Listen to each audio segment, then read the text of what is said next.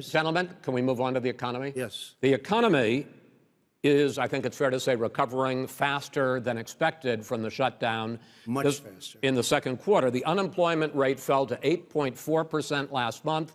The Federal Reserve says the hit to growth, which is going to be there, is not going to be nearly as big as they had expected. President Trump, you say we are in a V-shaped recovery.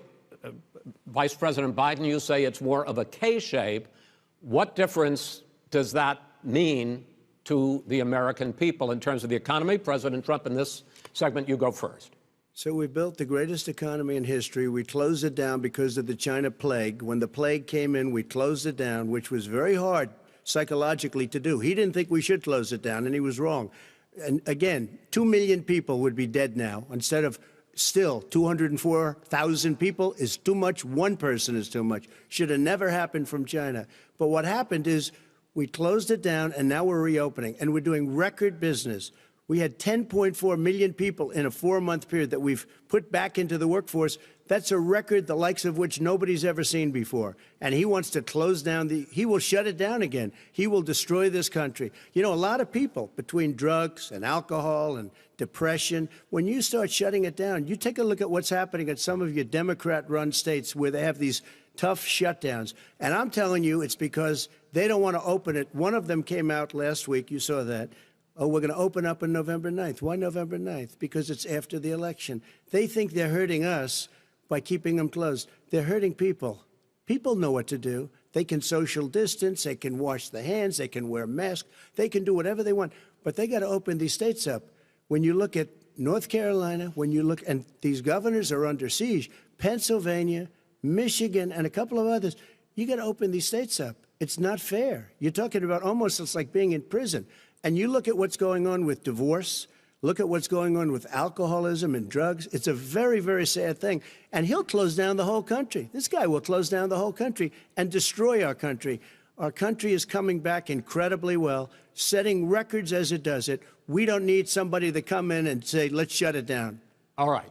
Your 2 minutes, sir. We're now moved to you.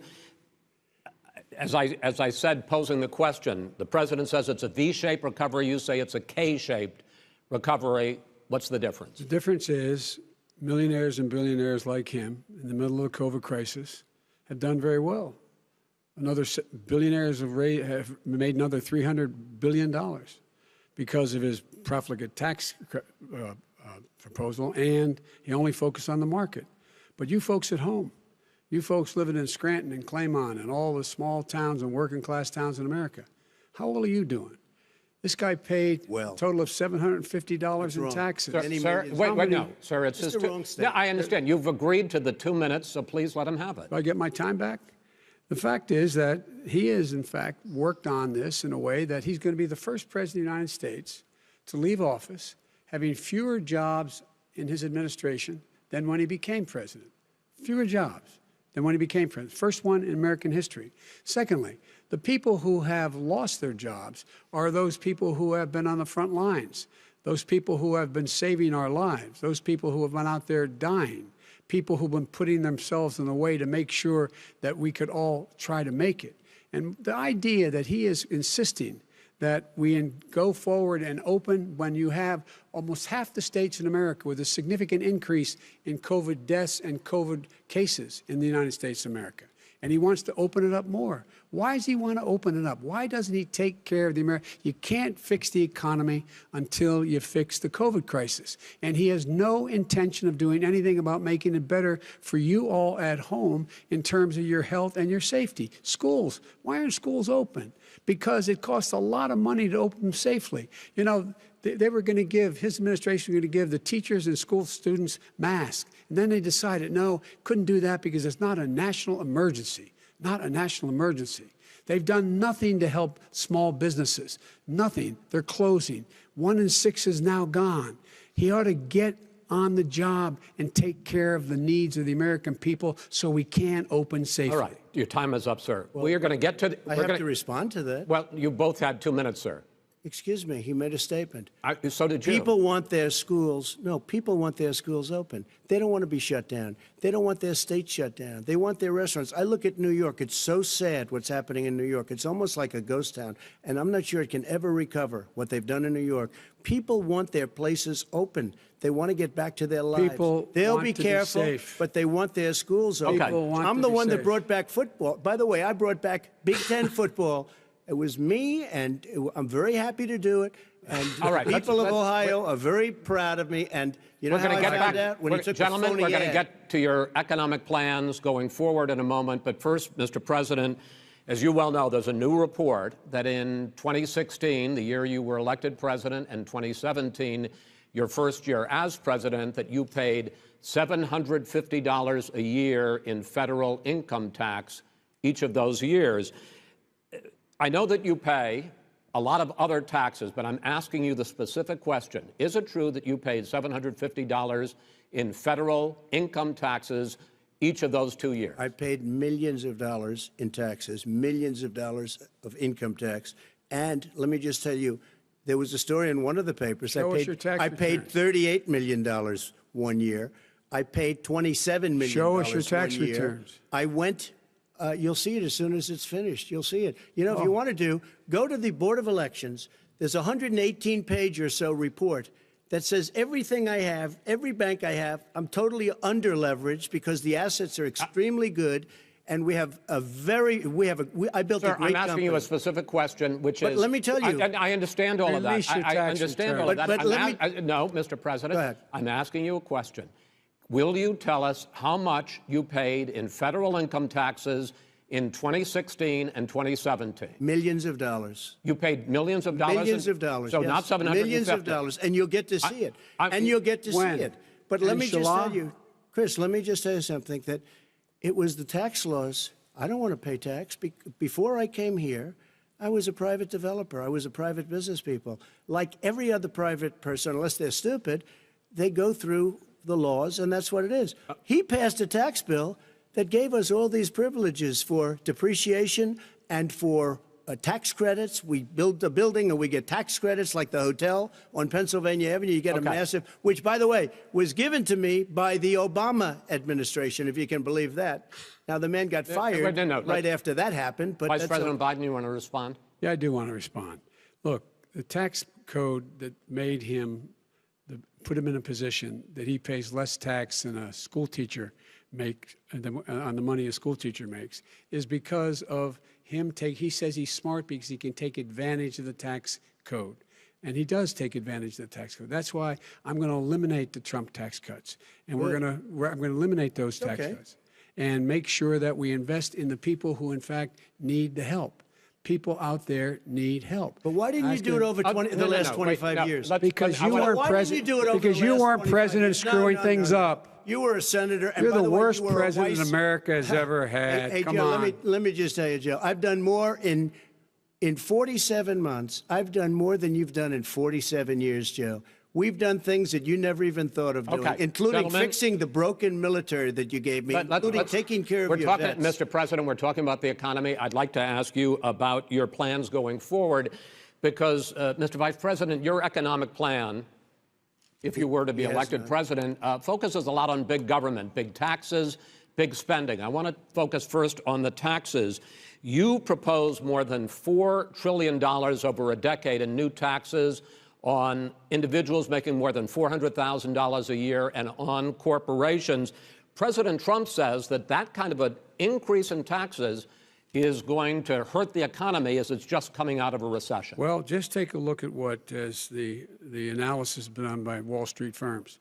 Points out that my economic plan would create 7 million more jobs than his in 4 years, number one. And number two, it would create an additional $1 trillion in economic growth, because it would be about buying American. That we're going to make this federal government spend $600 billion a year on everything from ships to steel to buildings and the like.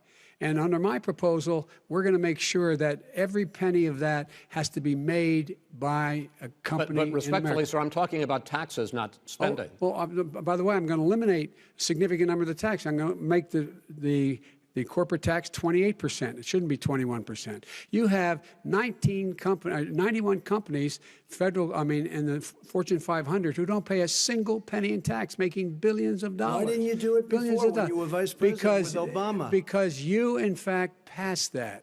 That was right. your tax proposal. I got it done. And you know what happened? You got it done. Our economy boomed like it's never boomed. The economy is Mr. busted. President, Let me finish. Mr. President, let me pick up on that. You would continue your free market approach, lower taxes, more deregulation, correct? Not lower taxes for the American people. But let me. Excuse me. But in Obama's, you talk about the economy booming. It turns out that in Obama's final 3 years as president, more jobs were created, 1.5 million more jobs than in the first 3 years of your presidency. They had the slowest recovery since economic recovery since 1929. It was the slowest recovery. Also, they took over something that was down here. All you had to do is turn on the lights and you pick up a lot. But they had the slowest economic recovery since 1929. Let me tell you about the stock market. When the stock market goes up, that means jobs. It also means 401ks. If you got in, if you ever became president with your ideas, you want to terminate my taxes, I'll tell you what, you'll lose half of the companies that have poured in here will leave, and plenty of companies that are already here, they'll leave for other places. They will leave, and you will have a depression, the likes of which you've never seen. Look, Mr. we Vice inherited the worst recession short of a depression in American history. I was asked to bring it back. We were able to have an economic recovery that created the jobs you're talking about. We handed him a booming economy. He blew it. It wasn't booming. Blew it. He blew it. It wasn't booming. It was the weakest recovery since 1929. Is it fair to say he blew it when fact, there was record low unemployment before COVID? Yeah, but because what he did, even before COVID, manufacturing went in the hole. Manufacturing went in the hole. Excuse me, Chris. Wait. Number two. Chris. Number three. They said it would take. No, you're on number two. No. Chris.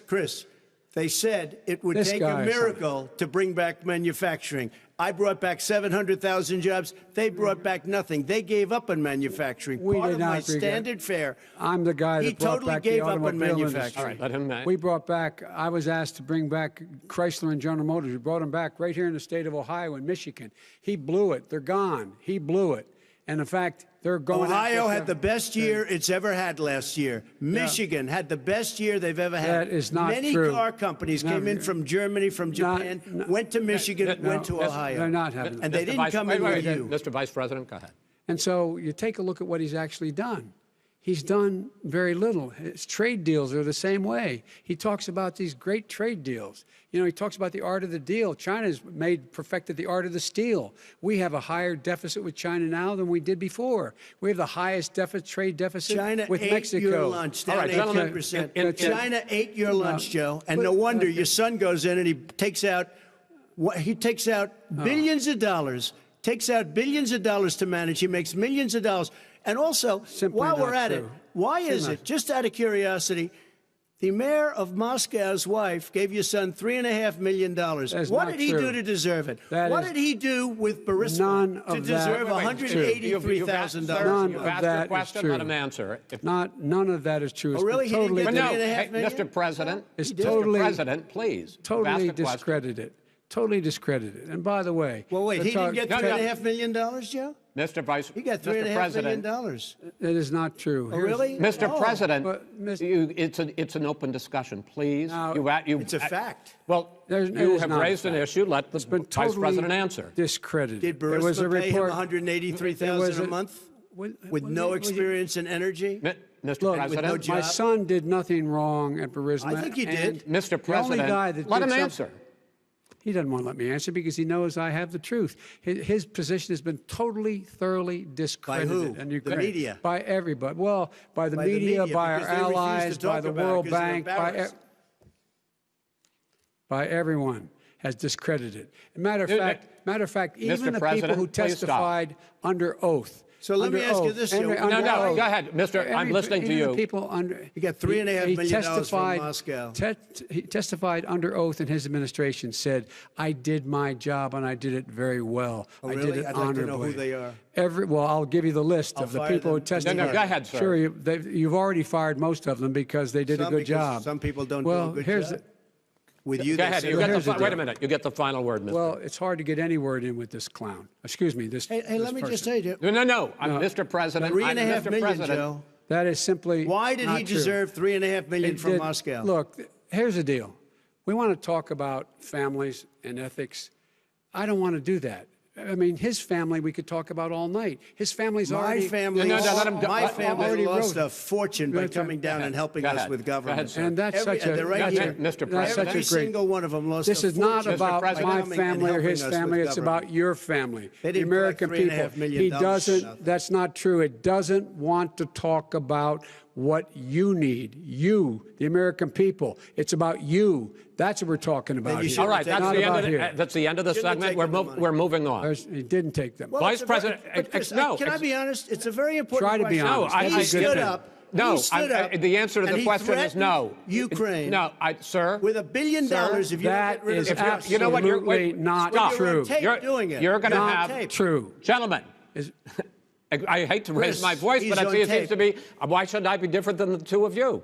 So here's the Got a deal. good point. We have 6 segments. We have ended that segment. We're going to go to the next segment. In that segment, you each are going to have 2 uninterrupted moments. In those 2 uninterrupted minutes, Mr. President, you can say anything you want. I'm going to ask a question about race, but if you want to answer about something else, go ahead.